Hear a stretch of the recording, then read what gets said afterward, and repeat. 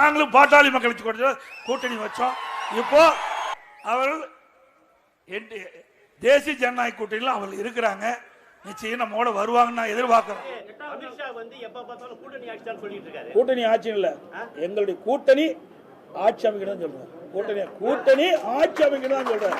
நீங்க தவறா புரிஞ்சுட்டு வெளிப்பட்ட நான் என்ன, நான் தான் தெளிவா சொல்லிட்டுல, அதிமுக கூட்டணி பிரம்மாண்டமான வெற்றி பெறும், தனிப்பெரும் ஆட்சியை அமைக்கும். சார் வந்தா பாத்துக்கல விடுங்க. எங்க பந்தியிலே குறை வைக்கல, இலை ஓட்டினே.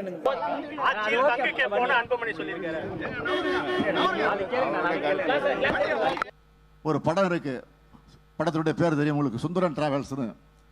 அந்த மாதிரி பஸ்ஸை எடுத்துக்கிட்டு கிளம்பிட்டார். இப்போ அந்த பஸ்ஸில் இருந்து புகை வர்ற மாதிரி இப்போ ஒரு வாயிலிருந்து பொய்யும் அவதூறுமா வந்துகிட்டு இருக்கு. மக்கள் ஏமாறல, பாஜகவை நம்பி நீங்க தான் ஏமாந்து போயிருக்கீங்க. நீங்க எப்படிங்க பாரதிய ஜனதா கட்சியோட கூட்டணி நிற்பீங்க? நீங்க எப்படிங்க திடீர்னு பாரதிய ஜனதா கட்சியோட கூட்டு வச்சுட்டீங்க? நீங்க தான் ஒட்டும் உறவும் இல்லைன்னு சொன்னீங்க, 2031 வரைக்கும் கூட்டணி இல்லைன்னு சொன்னீங்க. இப்ப ஏங்க வச்சுட்டீங்க? இது என்ன முதலமைச்சர் நம்மள கேட்கிறாரு? இது எங்க கட்சி விவகாரம். நாங்க யாரோட வேணாலும் கூட்டணி வைப்போம். அதுக்கு நீங்க எங்க கஷ்டப்படுறீங்க, கவலைப்படுறீங்க? அமித்ஷா வீட்டுக்கு அதை தட்டா என்ன தப்பு அப்படின்னு வெக்கம் இல்லாம கேட்கறீங்க. யாருக்காக தட்டினீங்க? உங்க குடும்பத்தை ரைடுல இருந்து காப்பாற்ற, உங்க கட்சியை அடமான வைக்கத்தானே தட்டினீங்க. பாஜக கூட்டணியால தான் 2021 சட்டமன்ற தேர்தலில் நாங்க தோற்று போனோம்னு நீங்களும் சொன்னீங்க. உங்க கட்சிக்காரங்களை வெளிப்படையா சொன்ன பிறகும் அதே கட்சியோடு கூட்டணி வச்சிருக்கிறீங்களா? அதுக்கு பேர் தான் குடும்ப பாசமா? உங்க குடும்பத்தை காப்பாற்ற கோடிக்கணக்கான தொண்டர்களை கொண்டிருக்கக்கூடிய இந்த கட்சியை டெல்லியோட சதுரங்க வேட்டையில சிக்கி அடமான வச்சிட்டீங்க. தமிழகத்தை பை பை ஸ்டாலின். அவரு எனக்கு டாடா பை பை சொல்றாராம். மாண்புமிகு 10 தோல்வி பழனிசாமி அவர்களே, 2019ஆம் ஆண்டிலிருந்து தமிழ்நாட்டு மக்கள் தொடர்ச்சியா உங்களுக்கு டாடா பை பை சொல்லிட்டு தான் இருக்காங்க. இந்த தேர்தலில் உங்களுக்கு நிரந்தரமா குட் பை சொல்லிட்டு போறாங்க.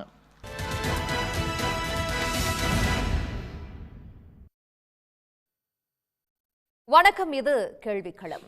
தமிழ்நாட்டை ஆளும் அரசில் பாமகவும் பங்கேற்க வேண்டும், அது நமது உரிமையும் கூட என்று இன்று பாமகவின் ஆண்டு விழாவில் பேசியிருக்கிறார் அன்புமணி அவர்கள். ஆட்சி அதிகாரத்தில் பங்கு கேட்கின்ற அன்புமணி, பந்தியிலேயே பாமக இல்லை என பதில் சொல்லக்கூடிய எடப்பாடி பழனிசாமி. பாஜகவோடு கூட்டணி வைத்தால் என்ன தவறு என கேட்கிறார் எடப்பாடி. ரெய்டிலிருந்து தப்பிக்கத்தானே அதிமுகவை அடமானம் வைத்து விட்டீர்கள் என சொல்கிறார் முதலமைச்சர் மு க ஸ்டாலின். பாஜகவுடனான கூட்டணியை நியாயப்படுத்துவதற்காக போராடுகிறாரா எடப்பாடி என்கின்ற தலைப்பில்தான் இன்றைய கேள்விக்களம் கட்டமைக்கப்பட்டிருக்கிறது. இணைந்திருக்கிற விருந்தினர்களையும் வரவேற்போம். முதல்ல பாமகவிலிருந்து இணைந்திருக்கிற திரு கே பாலு அவர்களை அன்போடு வரவேற்கிறேன். பத்திரிகையாளர் துக்ளக் ரமேஷ் அவர்களையும் அன்போடு வரவேற்கிறேன். திமுகவிலிருந்து இணைந்திருக்கிற திரு ராஜீவ்காந்தி அவர்களை வரவேற்கிறேன். பத்திரிகையாளர் ஜீவ சகாப்தன் அவர்களை அன்போடு வரவேற்கிறேன். வழக்கறிஞர் சேலம் மணிகண்டன் அவர்களையும் நிகழ்ச்சிக்கு வரவேற்கிறேன். முதல்ல திரு பாலு அவர்களிடமிருந்து போகணும்னு நினைக்கிறேன். என்டிஏவில் பாமக இருக்கிறாங்க, எங்க கூட்டணிக்கு வருவாங்க அப்படின்னு நாங்க எதிர்பார்க்கிறோம்னு சொல்லிட்டு இருந்த எடப்பாடி பழனிசாமி அவர்களுக்கு இன்னைக்கு திடீர்னு ஆட்சி அதிகாரத்துல பங்குன்னு ஒரு குண்டை போட்டதையும், பந்தியிலேயே இன்னும் உட்காரலையே அதுக்குள்ளேயே இலையில ஓட்டேன்னு சொல்றீங்க அப்படின்னு சொல்ற நிலைமைக்கு ஆயிடுச்சு. அவருடைய எதிர்பார்ப்பை உடைச்சிட்டாரோ அன்புமணி? அதாவது இன்றைய தினம் மிக முக்கியமான நாள் பாட்டாளி மக்கள் கட்சிக்கு.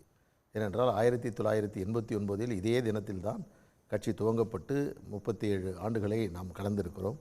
எனவே கட்சி தொண்டர்களுக்கு கொடுக்கக்கூடிய செய்தி உற்சாகமாக நீங்கள் பணியாற்ற வேண்டும். வரக்கூடிய தேர்தல் என்பது பாட்டாளி மக்கள் கட்சிக்கு மிக முக்கியமான தேர்தல். குறிப்பாக ஆட்சி அதிகாரத்தை நோக்கிய நம்முடைய பயணம் மிக வேகமாக இருக்க வேண்டும் என்ற அறைகூவலை அன்புமணி ராமதாஸ் அவர்கள் விடுத்திருக்கிறார். இன்றைய தேவை, இன்றைய நாளில் எங்கள் கட்சியினுடைய தொண்டர்களுக்கு சொல்லப்பட்டிருக்கக்கூடிய ஒரு நல்ல செய்தி. ஆனால் இன்றைக்கு ஒரு விவாத பொருளாக மாறி இருக்கிறது. இதற்கு முன்பு பல தருணங்களில் நாங்கள் இந்த கருத்தை முன்வைத்திருக்கிறோம்.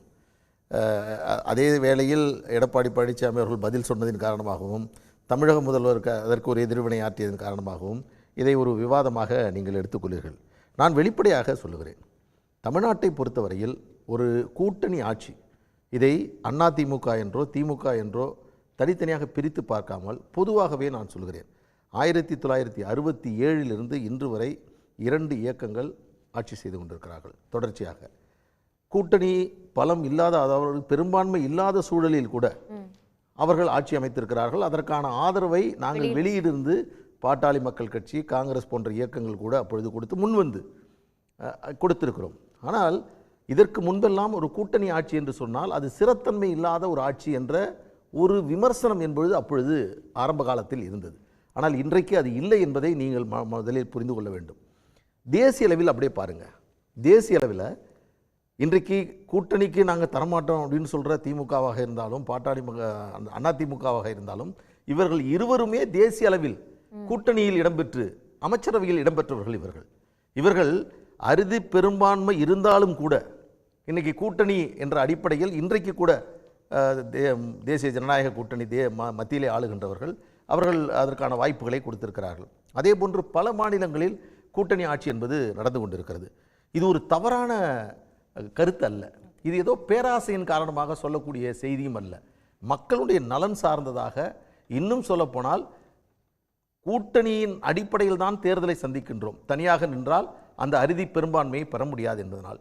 எனவே மற்ற கட்சிகளுடைய ஆதரவோடு நின்று அந்த அறுதி பெரும்பான்மை என்ற நிலை வருகின்ற பொழுது, நான் மீண்டும் சொல்கிறேன், எடப்பாடி பழனிசாமி அவர்கள் சொன்னதை பார்த்தேன், அவர் தனிப்பெரும்பான்மை பெறுவோம் என்று சொல்கிறார். எங்களோடு கூட்டணியில் இருந்தால், நாங்கள் சொல்கிறோம் பொதுவாக, கூட்டணியில் இருந்து பலமான கூட்டணியாக இருந்தால் தனி பெரும்பான்மை பெறுவது தான் இயல்பானது.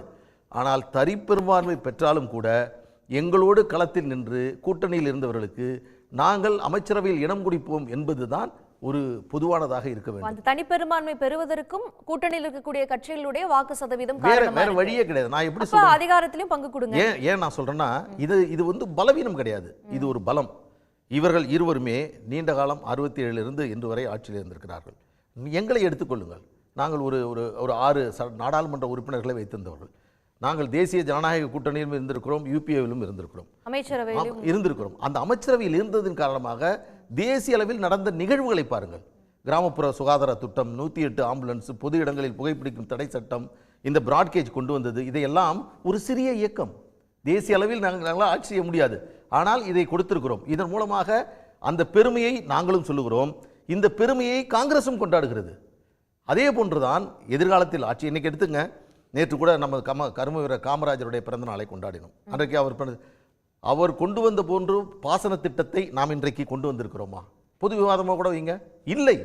67 வந்து இருந்து காமராசர் கொண்டு வந்த அந்த பாசன திட்டமும் காமராசர் கொண்ட தொழில் திட்டமும் அவர் கொண்டு வந்த கல்லூரிகள் பள்ளிகள் திறந்ததும் இன்று வரை அது ஒரு தேக்க நிலையில் இருந்து கொண்டிருக்கிறது. எனவே அது போன்ற வாய்ப்புகள் எங்களிடம் கிடைக்கின்ற பொழுது, இப்போ சமச்சீர் கல்வி எங்கள் முயற்சியால் கலைஞர் அவர்கள் கொண்டு வந்தார், ஆனாலும் அது முழுமையானது இல்லை என்று சொல்கிறோம். இப்படி ஏதாவது ஒரு இலாக்கா, ஒரு நீர்ப்பாசனத்தில் இலாக்கா பாட்டாளி மக்கள் கட்சி கிடைக்கிறது என்று வைத்துக் கொள்ளுங்கள், ஒரு கல்வி இலாக்கா கிடைக்கிறது என்று வைத்துக் கொள்ளுங்கள், அல்லது எந்த சுகாதார திட்டம் எதை வேண்டுமானாலும் வைத்துக் கொள்ளுங்கள், அதன் மூலமாக நாங்கள் பெற்றுத்தரப்போகின்ற பெயர் ஆட்சியில் யார் இருக்கிறார்களோ அவர்களுக்கு நற்பெயரை ஏற்படுத்தும், அவர்களுக்கு புகழை கூட்டும். இன்னும் சொல்ல போனால் அனைத்து தரப்பு மக்களையும் உள்ளடக்கிய ஒரு ஆட்சி என்பதுதான் சிறந்த ஆட்சி, அதுதான் நல்ல ஆட்சி. இன்றைக்கு நாங்கள் எங்களை பொறுத்தவரையில் தேசியில் இருந்தாலும் எங்களோட ஆதரவோடு இருந்தாலும் எங்களுடைய நிலைப்பாடின்படி நாங்கள் கூட்டணியிலும் சேரமாட்டோம், கூட்டணி ஆட்சியிலும் சேரமாட்டோம், நாங்களும் கூட்டணி ஆட்சி அவர் மற்றவர்களுக்கு தரமாட்டோம் என்று சொல்லக்கூடிய நிலை இருக்கிறதா? இல்லை. தேசிய அளவில் என்றால் அங்கே கிடைக்கக்கூடிய அமைச்சர்களை நாங்கள் பெற்றுக்கொள்வோம், ஆனால் மாநில அளவில் என்று சொன்னால் நாங்கள் மட்டும்தான் எடுத்துக்கொள்வோம் என்று சொல்வது என்பது, இன்னும் சொல்ல போனால் இதற்கான விவாதம் தான் தொடங்கி இருக்கிறது. காலப்போக்கில் பாருங்க, அது தமிழ்நாடு அரசியலுடைய ட்ரெண்ட் தான், அது வழக்கமாக அப்படிதான் இல்லை. நீங்க பாருங்க, நான் இதுக்கு தான் 2 தெளிவான விவாதத்தை சொன்னேன். இந்த 2 இயக்கங்களும் தேசிய அளவில் இணைந்திருக்கிறார்கள், கூட்டணியில் அமைச்சரவையில் இடம்பெற்றிருக்கிறார்கள். இந்த 2 இயக்கங்களுமே பெரும்பான்மை இல்லாத சூழல் ஏற்பட்டு வெளியில் இருக்கிறவருடைய ஆதரவோடு ஆட்சி அமைத்திருக்கிறார்கள். இப்பொழுதும் அவர்கள் தனியாக நிற்க முடியாது என்ற நிலையிலே இருக்கிறார்கள். எனவே தான் நாங்கள் சொல்வது இது ஒரு ஆரோக்கியமானது. நான் மீண்டும் சொல்லுகிறேன், எனக்கு ஒரு 2 அமைச்சர் கொடுங்க, நான் ஒரு அதிகாரத்தில் வரணும், அது அல்ல நம்மளுடைய நோக்கம். இந்த மக்களுக்கு தேவையான இதுவரையில் பேசப்படக்கூடிய ஒவ்வொரு இயக்கத்திற்கென்றும் தனித்துவம் இருக்கிறது. ஒவ்வொரு இயக்கமும் ஒரு பிரச்சனையை கையிலே எடுத்து அதை வாய்ப்பு கிடைக்கின்ற பொழுது அதை நிறைவேற்ற வேண்டும் என்று ஆசைப்படுகின்றோம். அந்த ஆசை நிறைவேற்ற வேண்டும் என்று சொன்னால் எல்லோரையும் இணைத்து அவர்களுக்கும் அந்த வாய்ப்பு. இன்னைக்கு கூட சொல்றேன், இந்த விவாதம் அதிமுக நடந்துட்டு இருக்கு. திமுகவில் இன்னும் அதற்கான கருத்து என்பது வெளியே வரவில்லை. ஆனால் சொல்லுகிறேன், 2026க்கு பிறகு யார் ஆட்சி அமைத்தாலும் அது பாட்டாளி மக்கள் கட்சி இடம்பெறக்கூடிய கூட்டணி தான் தமிழ்நாட்டில் ஆட்சி அமைக்கும். அந்த ஆட்சியில் பாமக இடம்பெறும் என்ற கருத்தோடு தான் நான் சொல்கிறேன். யார் ஆட்சி, திமுகவாக இருந்தாலும் அதிமுக இருந்தாலும். ஆனா நீங்க இன்னும் அதிமுகவா திமுகவாங்கிறது டிசைட் பண்ணல. நிச்சயமா நாங்க இன்னும் முடிவு எடுக்க. ஏன்னா இது வந்து ப்ரீமெச்சூர் ஸ்டேஜ். எங்களுடைய முதல் கட்ட கருத்து என்றால் கூட்டணி என்ற அடிப்படையில் தான் அதை ஆட்சி அமைக்க வேண்டும் என்பது எங்களுடைய நிலைப்பாடு. வரக்கூடிய நாடாளுமன்ற தேர்தலில் யாருடன் கூட்டணி என்பதை உரிய நேரத்தில் எங்களுடைய பொதுக்குழு சட்டமன்றத்தில் யாருடன் கூட்டணி என்பதை எங்களுடைய பொதுக்குழு என்பது முடிவெடுக்கும். அதற்கு பிறகுதான் அதில் கூட நிபந்தனை எல்லாம் இருக்கலாம். இருந்தா செய்வீங்களா அல்லது கொடுத்த பிறகு தான் பண்ணுவீங்களா, இது பல்வேறு கேள்விகள், யூகங்கள் எல்லாவற்றிற்கும் உரிய நேரத்தில் அதற்கு விடை வரும். ஆனால் இது ஒரு ஆரோக்கியமான தொடக்கம். திமுக அதிமுகவை தவிர எல்லோரும் இதை ஆதரிப்பார்கள். ஓகே, ஆனால் அவர்கள் 2 பேர்த்தோட தான் கூட்டணி அமைக்க வேண்டிய ஆப்ஷன் உங்களுக்கு ஓப்பனா இருக்கு. திரு துக்ளக் ரமேஷ், நீங்க இதை எப்படி கருதுறீங்க? என்டிஏ கூட்டணியில பாமக இருக்குது, எங்களோட வருவாங்கன்னு எதிர்பார்க்கிறோம் அப்படின்னு என்டிஏ கூட்டணியில இருக்கக்கூடிய திரு எடப்பாடி அவர்களே சொல்றாரு. சொன்னதுக்கு அப்புறம் அன்புமணி அவர்கள் கூட்டணி ஆட்சிக்கான அந்த நிலைப்பாட்டை முன்வைக்கிறாரு. இப்படி எல்லா கட்சிகளுமே கூட்டணி ஆட்சியினுடைய நிலைப்பாட்டை முன்வைக்கும் பொழுது அதை தொடர்ந்து எடப்பாடி அவர்கள் மறுத்துக்கிட்டே வர்றதும் ஏற்புடையதாக இருக்குமா? 2 திராவிட இயக்கங்களும் கூட்டணி ஆட்சிக்கு சம்மதிக்காது என்பதுதான் என்னுடைய பார்வை, அரசியல் விமர்சகராக நீண்ட காலம் பத்திரிகை துறையில் இருப்பவன் என்ற முறையில். ஆனால் திரு பாலு அவர்களுடைய கோணத்தை, கருத்தை நான் முழுவதுமாக ஏற்கிறேன், வரவேற்கிறேன். அதில் கூடுதலாக சில நல்ல விஷயங்களும் இருக்கும். என்னென்னா அக்கௌண்டபிலிட்டி இருக்கும். அந்த கவர்மெண்ட்டுக்கு ஒரு அக்கௌண்டபிலிட்டி இருக்கும். அவங்க கேபினெட்லேயே அவங்க ரகசியமாக அதிகாரிகளை வெளியே அனுப்பிவிட்டு அதிமுக அமைச்சரவையிலும் திமுக அமைச்சரவையிலும் சில நேரங்களில் மந்திரிகள் செய்கிற தவறுகளை கண்டிப்பதற்கு அதிகாரிகளை வெளியே அனுப்பிவிட்டு கண்டிக்கிற சம்பவங்கள் நடக்கின்றன. ஆனால் அப்படி இல்லை. கூட்டணி கட்சியே இது சரியாக வராது இந்த முடிவு என்று சொல்லக்கூடிய ஒரு நிலை இருப்பது தான் ஊழலை முற்றிலும் ஒழிக்க உதவாது, ஊழலை முற்றிலும் ஒழிக்கவும் முடியாது. ஊழல் பெருமளவு கட்டுப்படுவதற்கு கூட்டணி ஆட்சி என்கிற அமைப்பு முறை நல்லது. இது ஒரு பக்கம் இருக்கட்டும். இரண்டாவது, திமுகவோ அதிமுகவோ கூட்டணி ஆட்சி கிடையாது என்று டிசைட் பண்ண முடியாது. வாக்காளர்கள் முடிவு செய்யணும். அதை தான் அவர் மறைமுகமாக சொன்னார் நண்பர் பாலு. 2026 தேர்தல் களம் அதை நோக்கி நகரும் என்று அவர் உணர்த்தினார், குறிப்பால் உணர்த்தினார். நானும் அப்படித்தான் பார்க்கிறேன். ஏனென்றால் இன்றைக்கு பல்வேறு கட்சிகளிடம் அமைச்சரவையில் பங்கு பெற வேண்டும் என்கிற எதிர்பார்ப்பு அதிகரித்திருக்கிறது. ஆனால் இந்த எதிர்பார்ப்பு அதிகரிக்கும் போது சில நேரங்களிலே கூட்டணிக்குள்ளேயே கூட கலகங்கள் வரலாம். நீங்கள் அவர்கள் நெருக்கடி கொடுப்பதற்காக இதை ஒரு அஸ்திரமாக பயன்படுத்துகிறார்களா என்பதும் தெரிய வேண்டும். இப்போது திராவிட முன்னேற்ற கழக கூட்டணியில் எடுத்துக்கொண்டால் செல்வ பெருந்தகை முழு திராவிட முன்னேற்ற கழக ஆதரவாளராக, அனுதாபியாக இருக்கிறார். ஆனால் சட்டமன்ற காங்கிரஸ் கட்சியினுடைய பொறுப்பில் இருக்கக்கூடிய திரு ராஜேஷ்குமார் நாம் 60 தொகுதிகள் வாங்கிய கட்சி, ஆட்சியில் இருந்த கட்சி என்று பேசுகிறார். அதேபோல காங்கிரஸ் கட்சி சார்பில் ஊடக விவாதங்களில் பங்கேற்கக்கூடிய நண்பர் திருச்சி வேலுச்சாமி அவர்கள் இன்றைக்கு பேசியிருக்கிறார். நிச்சயமாக 2 பேர் காங்கிரஸ் மந்திரிகள் இருப்பார்கள், இருக்க வேண்டும், அதை நாம் வலியுறுத்த வேண்டும் என்று கேட்டிருக்கிறார்கள். ஆனால் அந்த வாய்ப்பை 2006 அவர்கள் தவறவிட்டார்கள். அவர்களும் தவறவிட்டார்கள், பாட்டாளி மக்கள் கட்சியும் தவறவிட்டது. ஆகவே மக்கள் தான் அதை தீர்மானிக்கணும்னு சொல்றீங்க. மக்கள் தான். ஏன்னா 2006 மக்கள் கொடுத்த தீர்ப்பிலையும் அந்த மெஜாரிட்டிக்கான நம்பர்ஸ் இல்ல. ஆனால் அப்போது டாக்டர் கலைஞர் என்கிற ஒரு ஆளுமை லாபகமாக அந்த பிரச்சனை எப்படி கையாண்டார் என்றால், எனக்கு அந்த நன்கு சட்டமன்ற காங்கிரசினுடைய நிர்வாகிகள் என்னுடைய நண்பர்கள், அன்றைக்கு இருந்தவர்கள், நண்பர் மறைந்த சுதர்சனம் அவர்கள், நண்பர் பீட்டர் எல்லாம் இருந்தார்கள். கலைஞர் மிக லாபகமாக கையாண்டார். நீங்கள் உங்கள் கட்சியினுடைய 4 பேர் யாரை மந்திரியாக்க வேண்டும் என்று டெல்லியிலிருந்து ஒரு லெட்டர் வாங்கி கொண்டு வாருங்கள்ட்டார். அவ்வளவுதான். இவங்க டெல்லிக்கு போனாங்க. அவர் அந்த senior politician, you don't disturb ஹிம்னு அந்த அம்மா சொல்லி அனுப்பிடுச்சு. ஸோ அப்போது இருந்த சூழ்நிலை வேறு. இப்போ பல்வேறு கட்சிகளுக்கு எதிர்பார்ப்புகள் மிகவும் அதிகமாக இருக்கின்றன. இரண்டாவது, நடிகர் விஜய் என்கிற ஒரு புது ஃபோர்ஸ் களத்தில் இருக்கிறார். நீங்கள் அவரை குறைத்து மதிப்பிடவே முடியாது. சோ தேர்தல் முடிவுகள் எதை நோக்கி நகரும் என்று இப்போதே இவர்கள் வரும்போதே சொல்லவே முடியாது. கூட்டணி ஆட்சிங்கிற கதவை திறந்துட்டு வர்றாரு. அதனால அதனால தான் நான் சொல்றேன், தேர்தல் நெருங்கும் வரை பார்க்க வேண்டும். தேர்தலின் போது அமைகிற கூட்டணியும் இதையெல்லாம் முடிவு செய்யும். யாருக்கும் மெஜாரிட்டி, சிம்பிள் மெஜாரிட்டி கிடைக்கலன்னா என்ன பண்ணுவீங்க? திராவிட முன்னேற்ற கழகம் இன்றைய சூழலில் வலிமையான கூட்டணியை கட்டமைத்திருக்கிறது. இன்றைய சூழலில் பலவீனமான கூட்டணியாக பார்க்கப்படுவது அதிமுக அணி தான். இப்ப எடப்பாடி அவர்கள் தனிப்பெரும்பான்மையோட ஆட்சி அமைப்போன்னு சொல்றாரு. அவரோட ஆஸ்பிரேஷன் அப்படி இருக்கு. அது தொண்டர்களை உற்சாகப்படுத்துவது. தனிப்பெரும்பான்மை பெற்றாலும் அந்த பெரும்பான்மைக்கு எங்களுடைய வாக்குகளும் காரணம். எடப்பாடி பழனிசாமி தொண்டர்களை உற்சாகப்படுத்துவதற்கு தனிப்பெரும்பான்மையுடன் நாங்கள் ஆட்சி அமைப்போம் என்கிறார். எப்படி திரு மதிப்புக்குரிய முதலமைச்சர் திரு மு.க. ஸ்டாலின் அவர்கள் நாங்கள் 200 தொகுதிகளில் வெற்றி பெறுவோம் என்று நடக்க இயலாததை சொல்லுகிறாரோ அதை போலத்தான் திரு எடப்பாடி பழனிசாமி சொல்லிக் கொண்டிருக்கிறார். ஆகவே இந்த தேர்தலில் மக்களுக்கே ஒரு குழப்பமான நிலை ஏற்படக்கூடிய வாய்ப்புகள் அதிகமாகவே இருக்கின்றன. ஆகவே கூட்டணி ஆட்சியை நோக்கி தேர்தல் முடிவுகள் வந்துவிட்டால் இவர்கள் 2 பேரும் முடியாது, நாங்கள் யாருடைய மந்திரி சபைக்கு இடம் தர மாட்டோம், நாங்கள் ஆட்சி அமைக்கலைன்னா பரவாயில்ல அப்படின்னு விட்டுருவாங்களே கவர்னர்கிட்ட போய். 100 பேர் 100 சீட்டு ஒரு அணிக்கு 90 சீட்டுன்னு வைங்க, மீதி 40 சீட்டு வேற எங்கேயோ இருக்கு. இப்போ மெஜாரிட்டி வந்துட்டா ஆட்சியில பங்கு தர வேண்டிய அவசியம் இருக்காதா? மெஜாரிட்டி வந்துவிட்டால் நிச்சயமாக மெஜாரிட்டி வந்துவிட்டால் அவசியம் இருக்காது. அந்த இடத்தில் தான் திரு பாலு அவர்கள் குறிப்பிடுவதோடு நான் உடன்படுகிறேன். மெஜாரிட்டி இருந்தாலும் கூட்டணியில் உங்களோடு பயணித்தவர்களுக்கு நீங்கள் தர வேண்டும். அதற்கு சரியான உதாரணத்தை அவர் மேற்கோள் காட்டினார். UPA 1 and 2ல ஒரு பார்ட்டு தான் டிஎம்கே சப்போர்ட்டில் இருந்தது, ஒரு பார்ட்டு சுதந்திரமாகவே இருந்தது. என்டிஏவில் without seeking the support of others ஒரு தடவை 2 தடவை இருந்திருக்கு. அவங்க கொடுத்தாங்களா இல்லையா? ஆகவே அங்க நாங்க வாங்கிப்போம், நல்ல இலாகாவை கேட்டு வாங்கிப்போம். மாநிலத்தில் சுயாட்சி, மத்தியில் கூட்டாட்சிங்கிறதான திராவிட கட்சிகளுடைய இல்ல கூட்டாட்சி வேறு கூட்டணி ஆட்சி வேறு, நீங்க குழப்பிக்கிறீங்க. மத்தியில் கூட்டாட்சி என்ற சொல்லுக்கு பொருள் கூட்டணி ஆட்சி அல்ல.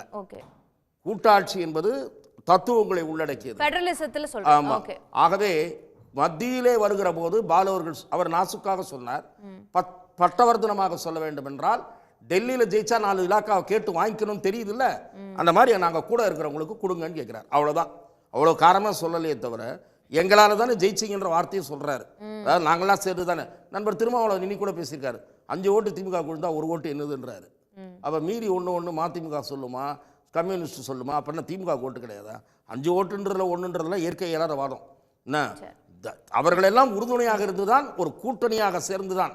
தனியாக நின்று அதிமுக வெற்றி பெற முடியுமா, திமுக வெற்றி பெற முடியுமான்னா மெஜாரிட்டி வருமானதுல அதுல ஒரு கேள்விக்குறி தான். எல்லா மீதி இருக்கிற கட்சிகள்லாம் எங்க போய் சேருவாங்கன்னு தெரியாது. ஆகவே அரசியல் ஒரு இன்றைய தேர்தல் அரசியல் 2026 களம் கூட்டணி ஆட்சியை நோக்கி நகர்த்தக்கூடிய வாய்ப்பு நிறையவே இருப்பதாக நான் பார்க்கிறேன்.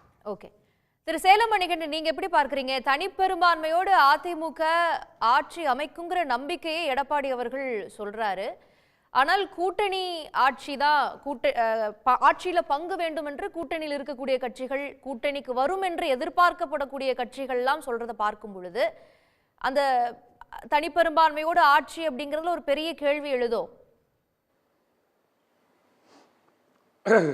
சன் நியூஸ் நேயர்களுக்கு வணக்கம்மா.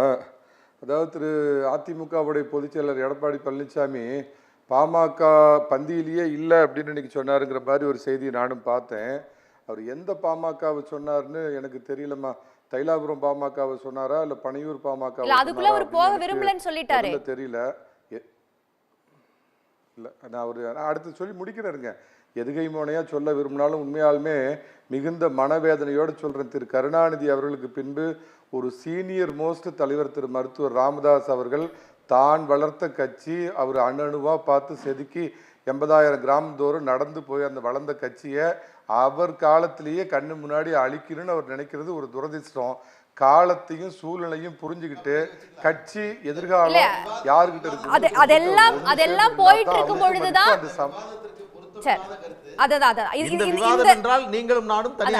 இந்த விவகாரங்கள் எல்லாம் இருக்கும் பொழுதுதான் நேற்று முன்தினம் எடப்பாடி அவர்கள் பாமக வரணும்னு எதிர்பார்க்கிறார். அவர் அதை பொருட்டா எடுத்துக்கலாம், அவங்க உட்கட்சி பிரச்சனைங்க, அதை பத்தி நம்ம ஏன் பேசணும், ஆனா பாமக வரணும்னு எதிர்பார்க்கிறோம்னு சொல்லியிருக்கிறாரு. அப்ப அவருக்கு அது பிரச்சனையே இல்லை. ரைட், நான் விஷயத்துக்கு வரேன். பாலு சார், நான் முழுசா சொன்னதை நீங்க புரிஞ்சுக்கல. 2 பேரும் சேர்ந்தீங்கன்னா நல்லதுன்னு சொல்ல வந்தம்மா. மரியாதைக்குரிய துக்ளக் ரமேஷ் இன்னைக்கு பேசுனது எனக்கு வியப்பா இருந்ததுமா. அதாவது பார்த்தீங்கன்னா தேவகவுடா, குஜ்ரால், வாஜ்பாய், மன்மோகன் சிங் பொன் இவங்கெல்லாம் இந்த கூட்டணி ஆட்சியில் என்ன பாடுபட்டாங்க. அதுலேயும் ஒரு சேம் சைடு கோலே போடுறேன். 98ல் மரியாதைக்குரிய மறைந்த புரட்சி தலைவி அவங்களோட சப்போர்ட்ல இருக்கிறப்ப வாஜ்பாய் நான் ஒரு நாள் கூட தூங்கினதில்லை அப்படின்லாம் பாடுபட்டாரு. இந்த தேவகவுடாவும் குஜராலையும் இந்த கம்யூனிஸ்ட் கட்சிங்க போட்டு என்னெல்லாம் சிதைச்சாங்க. நாடுங்கிறது கிட்டத்தட்ட ஒரு 20 ஆண்டு வளர்ச்சி பின்னோக்கி போச்சு இந்த கூட்டணி அப்படிங்கிறதுனால நல்லா தெரிஞ்ச தேசிய எண்ணம் கொண்ட தேசிய பத்திரிகையில் நீண்ட காலமாக இருக்கிற துக்ளக் ரமேஷ் தமிழ்நாட்டில் நான் கூட்டணி ஆட்சியை ஆதரிக்கிறேன் அப்படின்னு சொல்றது எனக்கு விந்தையிலையும் விந்தையா இருக்குதுமா. நான் அதிமுக ஆதரவாளன் அப்படிங்கிற அப்ப பாத்தீங்கன்னா எனக்கு பவுண்டரிஸ் கிடையாது. இந்த மத்தியில் கூட்டாட்சி மாநிலத்தில் சுயாட்சிங்கிறதே ஒரு ஊரை ஏமாத்துற வேலை. முதல்ல அதுக்கு அவர் வேற பொருள் சொன்னார் ரமேஷ், அது உண்மைதான். ஆனா இவங்க சொல்ற பொருள் மத்தியில மட்டும் போய் அமைச்சரவையில் உட்காந்துக்குவீங்களா, மாநிலத்தில் மட்டும் யாருக்கும் கொடுக்க மாட்டீங்களா, அது ஊரை ஏமாத்துற வேலை. இது என்னை பொறுத்த மட்டும் பார்த்தீங்கன்னா மத்தியிலையும் தனி கட்சி ஆட்சி அதுதான் நாட்டுக்கு நல்லது, மாநிலத்திலையும் தனி கட்சி ஆட்சி அதுதான் மாநிலத்துக்கு நல்லது அப்படிங்கிற ஸ்டாண்டு உள்ளவமா நான். அதாவது ஒரு யோசிச்சு பாருங்க, அதாவது எதனால இப்போ இப்படி ஒரு கேள்வி வருது அப்படின்னா, 2 திராவிட கட்சிகளும் நான் ஒன்றும் இப்போ அதிமுக ஆதரிச்சு பேசினாலும் அதுக்காக அப்படியே முழு பூசணிக்காய் சோத்தில் மறைச்சு பேசுறவன் இல்லை. 2 மாநில திராவிட கட்சிகளும் பார்த்தீங்க அப்படின்னா வாக்கு வங்கியை கொஞ்சம் இழந்துக்கிட்டு வர்றாங்க. இது நிதர்சனமான உண்மை. இது நம்பர் 1. நம்பர் 2, சீமான் அப்படிங்கிற ஏற்கனவே இருக்கிற ஒரு பிளேயரு புதுசாக எந்த அளவுக்கு வாக்கு வாங்க போறாரோ அப்படிங்கிற விஜய்ங்கிற ஒரு பிளேயர்லாம் வர்றப்ப அப்போ இந்த முதல் முறையாக தமிழ்நாடு வரைக்கும் இல்லாமல் ஒரு பலமான 3வது அணின்னு சொல்லக்கூடிய ஒரு விஜய் அவர் தலைமையில் ஒரு அணி ஏற்பட போகுது. சீமான் ஒரு பக்கம் இருக்கிறப்ப 4 முனை போட்டி அப்படிங்கிறப்ப விஜயகாந்த் வந்தப்ப நிலைமை வேறு, அவரை விட அதிகமான ரசிகர்களை கொண்ட விஜய் வருவதுங்கிறப்ப சூழலை வேறையா இருக்கிறப்ப தான் அமித்ஷா, மரியாதைக்குரிய அமித்ஷா அவர்களே எங்களுடைய டெல்லி பாஷாவே கொஞ்சம் கன்ஃபியூஸ் ஆகி ஒருவேளை அதிமுகவுக்கு தனித்த மெஜாரிட்டி கிடைக்காவிட்டால் கூட்டணியில் நாங்களும் பங்கு பெறுவோம் அவர் தன்னுடைய விருப்பத்தை வெளிப்படுத்தினார். ஆனால் திரு எடப்பாடி பழனிசாமி திடமா நம்பிக்கையோட சொல்லிட்டாரு, அதிமுக என் தலைமையில் இல்ல. ஒரே ஒரு குறுக்கீடு, மன்னிக்க வேண்டும் திரு மணிகண்டன், நீங்கள் அந்த இன்டர்வியூவை சரியாக படிச்சிருப்பீங்கன்னு நான் உறுதியாக நம்புகிறேன். அவர் ரொம்ப ஸ்பெசிஃபிக்காக சொல்கிறார், ஏடிஎம்கே மெஜாரிட்டியை பெறாவிட்டால் நாங்கள் அங்கம் வைப்போம்லாம் சொல்லவே இல்லை. அவர்கிட்ட முதல் கேள்வி என்டிஏ கூட்டணி ஆட்சி அமைக்கும்னு சொல்கிறாரு. இப்போ திரு எடப்பாடி பழனிசாமி கமா போடுறாரு. ஆனால் அவரிடம் அடுத்த கேள்வி கேட்கப்படுகிறது, whether BJP will be the part of the government. Yes of course அப்படி என்கிறார். அந்த அமைச்சரவையில் பாஜக அங்கம் வைக்குமா? ஆமாம் அதுதான் அப்படிங்கிறார். மெஜாரிட்டி பெறாவிட்டால்ன்ற வார்த்தையை அவர் சொல்லல. செஞ்சு நான் சொல்றது நல்ல இல்ல நான் சொன்னதை நீங்க சரியா புரிஞ்சுக்கலன்னு நான் நினைக்கிறேன். இந்தியன் எக்ஸ்பிரஸ் பத்திரிகையில் வந்த பேட்டி நான் சொன்னார் அப்படின்னு நான் சொல்றதை கொஞ்சம் வாங்கிக்கங்க தயவு பண்ணி. நான் அமித்ஷா இப்படி சொன்னார் அப்படிங்கிறதுக்கு நான் சொல்ற விளக்கம், அதாவது அதிமுக புதிய வரவு விஜய் சீமான் இவங்கனால தனித்து மெஜாரிட்டி வரலன்னா தான் சார் ஒருத்தர் கூட இருக்கிற கூட்டணி கட்சி எங்களுக்கு ஆட்சியிலையும் அதிகாரத்திலையும் பங்கு கொடுன்னு கிளைம் பண்ண முடியும். அதிமுக தனித்து மெஜாரிட்டி வந்துட்டு அப்போ கிளைம் பண்ண முடியுமா சார்? நான் அதைத்தான் சார் சொல்றேன். அமித்ஷா என்ன நினைக்கிறாருன்னா எங்களுடைய வாக்குகளும் காரணம்னு கூட்டணியில் இருக்கக்கூடிய கட்சிகள் சொல்றாங்க. எங்களுடைய ஷேர் ஆஃப் ஓட்ஸ் இருக்கு, அதனால எங்களுக்கு அந்த விகிதத்துல பங்கு தரணும்ங்கறத பாலு சொல்றாரு. நான் அதைத்தாம சொல்றேன், காலகாலமா கூட்டணி கட்சினா என்னால உனக்கு லாபம், உன்னால எனக்கு லாபம், ஆனா உனக்கு ஆட்சியில மட்டும் பங்கு தர மாட்டாங்கிறது தமிழ்நாட்டில் காலகாலமா உள்ள இது. நான் இப்போ திருப்பி சொல்ல வர்ற பாயிண்ட் தயவு செஞ்சு புரிஞ்சுக்கங்க. இந்த முறை அதிமுக ஆட்சி அமைத்தால் ஒருவேளை ஷார்ட்ஃபால் ஏற்பட்டாலும் ஏற்பட்டால் தானே கூட்டணியை பற்றி பேச்சே வரும். அதிமுக 160 இடம் 170 இடத்துல ஜெயிக்குதுங்கிறப்ப கூட்டணி ஆட்சிங்கிற கேள்வியே எழாது. என்றாலும் நான் திரும்ப சொல்றேன், முழு பூசணிக்காய் சோத்துல மறைக்கல. சும்மா இருக்கிற திமுக ஆதரவாளர்களும் திமுகவும் இதுக்கு ஒரு சும்மா இருக்கிற வாய்க்கு அவிழ் கிடைச்ச மாதிரி இதை தினமும் ஒரு பேச்சு பொருள் ஆக்குறாங்க. மரியாதைக்குரிய மாண்புக்குரிய அமித்ஷா அவர்கள் தமிழக அரசியல் கள நிலவரத்தை புரிந்து கொண்டு இந்த கூட்டணி ஆட்சி அப்படிங்கிறத பேசுவதை தவிர்க்க வேண்டும் அப்படின்னு உங்கள் சன் டிவி மூலமாக நான் எங்களுடைய தேசிய திராவிட மாப்பிளை தமிழக பாஜக தலைவர் திரு நயினார் நாகேந்திரன் அவர்களுக்கு நான் ஒரு கோரிக்கை வைக்கிறோமா. இது தேவையில்லாத ஆரம்பத்திலே பார்த்தீங்கன்னா ஒரு நம்பகத்தன்மையை குறைச்சிடும். 2 பேருக்கு நடுவில் பார்த்தீங்க அப்படின்னா இது நம்பகத்தன்மையை குறைச்சது, தவிர்க்கப்பட வேண்டிய பேச்சு. அமித்ஷா அவர்களே பேசுறாங்க, விஜயகாந்தோடைய மனைவி அவங்களும் பார்த்தீங்கன்னா அம்மா நான் அவர் 10 முறை கூட சொல்லட்டுமா, அவரால் அறிவிக்கப்பட்ட தமிழக தேசிய ஜனநாயக கூட்டணி தலைவர் யாருமா, எடப்பாடி பழனிசாமி தானே, அவருடைய நம்பிக்கை சொல்லிட்டாருமா, நாங்க தனித்து தான் என் தலைமையில தான் அதிமுக ஆட்சி அமைக்குன்னு சொல்லிட்டாரு. ஆனா இது திரும்ப ஒரு விவாத பொருளாக அமித்ஷா தான் அறிவிச்சாரு, அமித்ஷாவே சொல்லிட்டாருன்னு எடப்பாடி அவர்கள் சொல்றாங்க அப்படின்னு. அதே எடப்பாடி இன்னைக்கு கேள்வி கேட்கிறாரு, இது சட்டமன்ற தேர்தல் தாங்க, அப்புறம் எதுக்கு முதலமைச்சர் அவர்கள் திரும்ப திரும்ப அமித்ஷாவை பத்தி விமர்சிக்கிறாரு, அமித்ஷாவை பத்தி ஏன் பேசுறாரு, அதிமுக அடமானம் வச்சுட்டோங்கிறது ஏன் சொல்றாரு அப்படிங்கிறாங்க. ஆனா நடக்கிறதெல்லாம் அமித்ஷாவே சொல்லிட்டாரே என்று சொல்லும் போது அந்த கேள்வி வரத்தானே செய்யும். அமித்ஷாவே சொல்லிட்டாரு அப்படின்னு சொல்றதுக்கு காரணம், தொடர்ந்து 3வது முறையில் ஆட்சியில் இருக்கிற கட்சியில 2வது பெரிய தலைவர், ஒரு 16 மாநிலங்கள் ஆட்சியில் இருக்கிற பலம் பொருந்திய ஒரு தேசிய கட்சியினுடைய தலைவர்னு அந்த மரியாதை அடிப்படையில் அவர் சொல்றாரு. தமிழகத்துல இந்த கூட்டணியினுடைய தலைவர் திரு எடப்பாடி பழனிசாமி அவர் சொல்லிட்டார் அதிமுக தான் தனித்து ஆட்சி அமைக்கிறேன்னு. ஆனா இதை மீண்டும் பாஜக ஒரு விவாத பொருள் ஆக்கக்கூடாது அப்படிங்கிறதோடமா இதுல என்ன அப்படின்னு பாத்தீங்கன்னா, பாஜகவே அப்படி கேட்கறதுனால தான் பலம் குறைந்த தேமுதிக இவங்கெல்லாம் கூட இப்போ என்ன பண்ணுறாங்கன்னா, எங்களுக்கு யார் கூட்டணி இதில் தராங்களோ அவங்களோட போவோம் அப்படிங்கிறாங்க. இன்னைக்கு பாமக அந்த மாதிரி கேள்வி எழுப்பியிருக்கிறாங்க. என்னை பொறுத்த மட்டும் கூட்டணி ஆட்சிங்கிறது தமிழகம் எப்படி இந்தியாவிற்கு ஒரு 20 ஆண்டுகள் கேடாக இருந்ததோ, திரு நரேந்திர மோடி அவர்கள் தலைமையில் ஒரு தனிப்பட்ட ஆட்சி அமைஞ்சப்போ தான் இந்தியா மறுபடியும் தலை நிமிர்ந்தது. ஆனால் அவர் முழு மெஜாரிட்டியை வாங்கிட்டு கூட்டணி கொடுத்தார், அது வேற, அது போற்றுதலுக்குரியது. 2 முறை 2014, 19 தனி மெஜாரிட்டியில் இருந்தப்பையும் கூட்டணி கட்சிகளை அரவணைச்சு கொடுத்தார் அப்படிங்கிறது வேற விஷயம். அதே அவர் மைனாரிட்டியா இருந்து இப்போ 3வது முறை கொஞ்சம் உங்களுக்கு ஷார்ட் பால் வந்திருக்கு. ஆனா அவருடைய மதியுக திறமையினால எந்த கூட்டணி கட்சியும் அவர் தோல் மேல ஏறி உட்காந்து அவரை டிரைவ் பண்ற அந்த வேலையை அவர்கிட்ட பண்ண முடியாது. இந்திரா காந்திக்கு அப்புறம் வாஜ்பாய்க்கு அப்புறம் ஒரு பலம் பொருந்திய தலைவராக உருவாக்கிற நரேந்திர மோடி கிட்ட அந்த வேலை நடக்காது. கூட்டணி ஆட்சின்னு வந்தா தமிழகத்திற்கு அது ஒரு பலகீனமானதுங்கிறது தான் என்னுடைய நிலைப்பாடு. ஓகே, திரு ராஜீவ்காந்தி, உங்களுடைய கருத்து என்ன? இப்போ தொடர்ந்து கூட்டணி ஆட்சிக்கு கூட்டணி இருக்கக்கூடிய கட்சிகள் வலியுறுத்துறாங்க, அந்த பக்கமும் சரி இந்த பக்கமும் சரி. இன்னும் பாமக எல்லாம் ஓப்பனா ஆப்ஷன் வச்சிருக்கிறாங்க, யார் அவர்களுடைய அந்த கோரிக்கையை நிறைவேற்றுறாங்களோ அதுக்கு வழிவிடுகிறார்களோ அங்க கூட்டணி அமைவதற்கான வாய்ப்புகள் இருக்கு அப்படிங்கிறாரு திரு பாலு. ஆனால் அந்த மாதிரி கூட்டணி ஆட்சிங்கிற ஒரு பழக்கமே தமிழ்நாட்டில் இது வரைக்கும் இல்லை அப்படிங்கிறப்ப இனிமேல் அது தேவை அப்படிங்கிறாங்க. அதுக்கான தேவை உருவாகி இருக்கிறதா? ஏன் கூட்டணி இருக்கிற கட்சிகளை அது தொடர்ந்து வலியுறுத்துறாங்க? தேவை இருக்கா இல்லையா என்பது ஒரு பொலிட்டிக்கல் வாதம். மரியாதைக்குரிய என்னுடைய மூத்த வழக்கறிஞர் என்னுடைய அண்ணன் பாலு அவர்கள் மிக தெளிவாக சொன்னாங்க. அதை ஒரு கருத்தை உருவாக்கணும். எஸ், அது ஜனநாயக நாட்டில் ஒரு கருத்தை உருவாக்குவதும் அந்த கருத்து நடைமுறைக்கு வருவதும் அது காலம்தான் தீர்மானிக்கும். மதச்சார்பற்ற முற்போக்கு கூட்டணியை பொறுத்தவரை திராவிட முன்னேற்ற கழகத்தின் தலைவர் எங்களுடைய முதலமைச்சர் கூட்டணி பேச்சுவார்த்தைக்கு உட்கார்கிற போது எங்கள் கூட்டணி கட்சிகள் ஒருவேளை கூட்டணி ஆட்சியில் பங்கு கொடுங்க என்றால் அது அன்று வாதிக்கப்பட வேண்டிய பொருள், அது வேறு. அது அந்த கூட்டணி கட்சிகள் எடுக்க வேண்டிய முடிவு.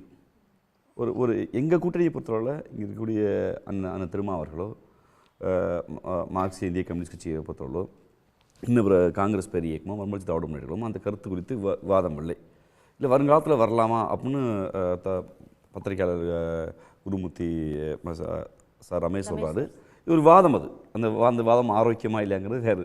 இந்த தேர்தலில் அதற்கான தேவை எழவில்லை, அதுக்கான காலச்சூழல் இல்லை என்பது தான் எங்களுக்கு கருத்து.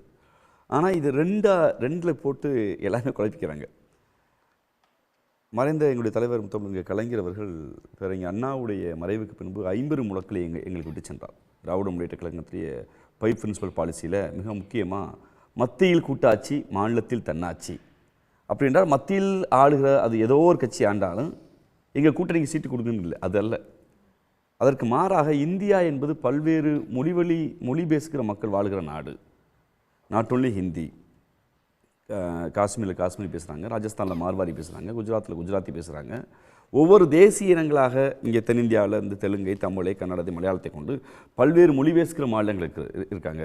அப்போ ஒரு கவர்னன்ஸ் அமைகிற போது, ஒரு அமைச்சரவை அமைகிற போது, ஒட்டுமொத்த மாநிலங்களை பிரதிநிதித்துவம் அமைகிற போது இந்திய அரசியலமைப்பு சட்டத்தில் பீப்புள்ஸ் ரெப்ரசன்டேட்டிவ் ஆக்டில் மக்கள் பிரதிநிதித்துவ சட்டத்தின்படி ஒரு யார் வேணாலும் கட்சி ஆரம்பிக்கலாம். அப்போ தேசிய அளவில் கட்சிகள் இருக்கிறது, மாநிலத்தில் கட்சி இருக்குது, அது கட்சி அரசியல்.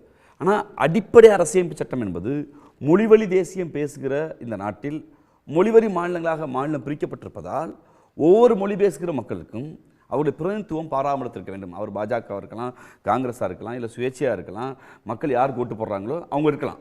ஆனால் ஒரு மாநிலத்துடைய பிரதிநிதித்துவம் வேண்டும். அப்போ மாநிலம் என்பது மாநிலத்தில் சுயாட்சி என்றால் சென்ட்ரல் கவர்னன்ஸாக இருக்கக்கூடிய ஒன்றிய அரசு, அது பாஜக அரசா, காங்கிரஸ் அரசா, கம்யூனிஸ்ட் அரசா, இல்லை நாளை ஒருவேளை அமைஞ்ச திமுக அரசு, அதல்ல. அந்த அரசு ஒரு ஸ்டேட் அசம்பிளியை இயற்றப்படுகிற சட்டங்களை தலையிடக்கூடாது. அட்டானமஸாக ஒரு ஸ்டேட் இயங்கணும். அது அதிமுக ஆட்சியா, திமுக ஆட்சியா, இல்லை பல பேர் கனவு காண்றது மாதிரி ஒரு ஆட்சியா, அதல்ல. ஒன்றிய பாராளுமன்றத்துடைய இயற்றப்படுகிற சட்டங்கள் ஸ்டேட்டை டிஸ்டர்ப் பண்ணக்கூடாது. அப்ப ஸ்டேட் தன்னெழுச்சியாக ஆளுங்கிற பதவி கூட்டாட்சி தத்துவம் அது கூட்டாட்சி தத்துவம் கிடையாது. அதை போய் இங்க குழப்பிக் கொண்ட அவசியம் இல்லை. அது மிஸ் அண்டர்ஸ்டுட். இப்ப கூட்டணி அரசு அமைக்கிறதுல இவ்வளவு காலமாக இரு திராவிட கட்சிகளும் அதுக்கு வழிவகுக்கவே இல்லை. ஆனால் இப்போது அந்த தேவை வழிவகுக்கல, தேவை ஏற்படல. இப்ப தேவை ஏற்பட்டிருக்குன்னு கருதுறாங்க. தேவை ஏற்பட்டுன்னு பாமக கருதுது. ஒருவேளை பாமக ரமேஷ் அவர்கள் இன்னைக்கு ஒண்ணு கிளியர் பண்ணியிருக்காரு அண்ணன். ஐயா எடப்பாடி எங்கே போனாலும் சரி, இல்லை அமித்ஷாவே சொன்னாலும் சரி, நாங்கள் அந்த கூட்டணியில் இல்லை, நாங்கள் ஓப்பனாக இருக்கோம், நீங்கள் யார் வேணாலும் எங்களோட பேச்சுவார்த்தை பரவாயில்ல. ஒரு கட்சி திறந்த மனதோடு ஒரு மூத்த தலைவர் அண்ணன், பாமகவுடைய மூத்த தலைவர் அறிவிச்சிருக்கார். அது வந்து ஒருவேளை பாமகவை கூப்பிடுவதற்கு காத்திருக்கிற கட்சிகள் எடுக்க வேண்டிய முடிவு திராவிட முன்னேற்ற கழகத்துக்கு அந்த நிலை இல்லை.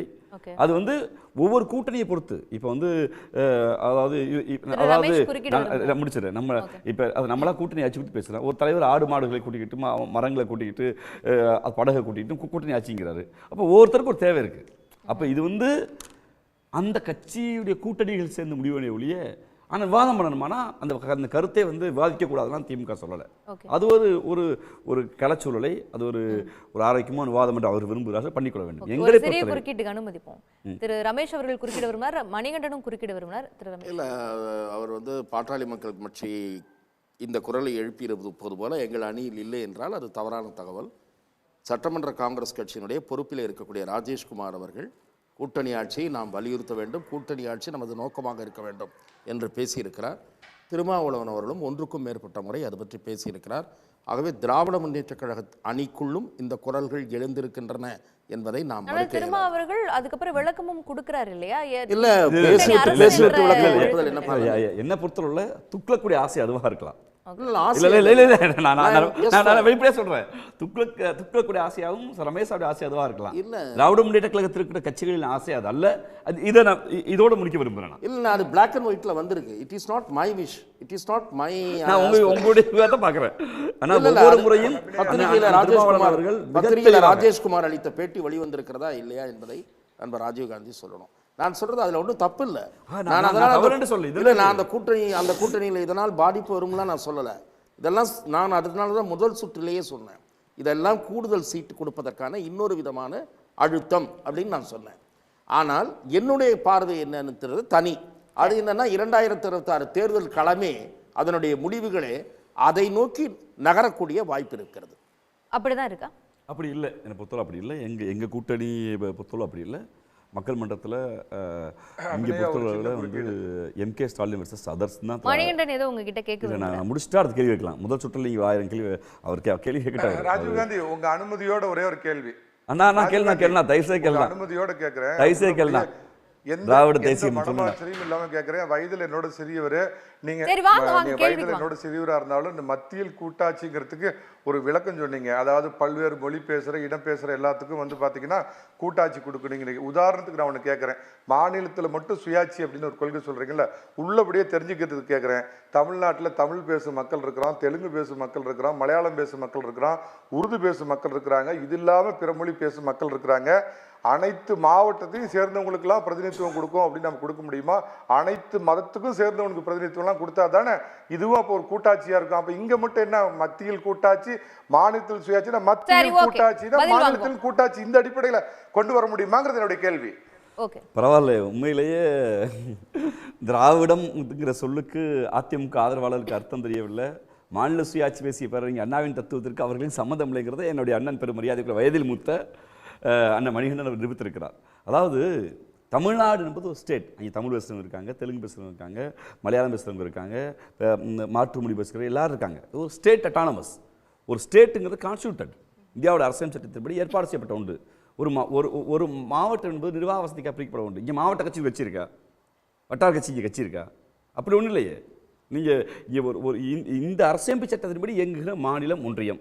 அந்த மாநில ஒன்றிய உறவுகள் குறித்து சரி, ஓகே. அண்ணாவுக்கு இருந்த பார்வை பெருமரியாதைக்குரிய நம்ம மணிகண்டனுக்கு கூட்டணி இருக்காது. ஆட்சியிலிருந்து கூட்டாட்சி தத்துவத்துக்கே போறோம். மணிகண்டனுக்கு இருக்காது.